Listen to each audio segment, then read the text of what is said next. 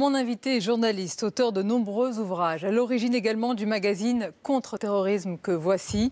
Mohamed Sifaï, vous êtes connu pour votre combat, vos positions contre l'islamisme, des positions qui vous valent menaces et critiques acerbes. Parmi ces critiques, on vous accuse souvent d'être islamophobe. Vous revendiquez quant à vous le droit de choquer, de dire la vérité les yeux dans les yeux.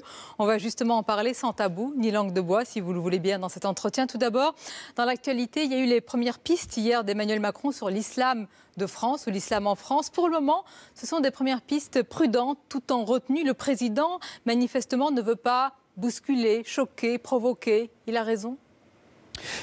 Il a raison de réfléchir. Mais d'abord, je pense qu'il faut poser le bon postulat.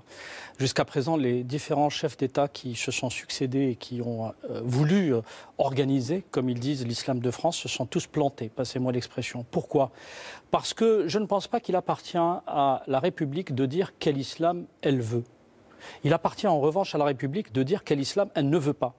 Et à travers la voix de son premier représentant, le président de la République. Or, à ce jour, il n'a pas été dit quel islam on ne veut pas. Et je pense que la République ne doit pas vouloir l'islam des frères musulmans et l'islam salafiste du wahhabisme saoudien.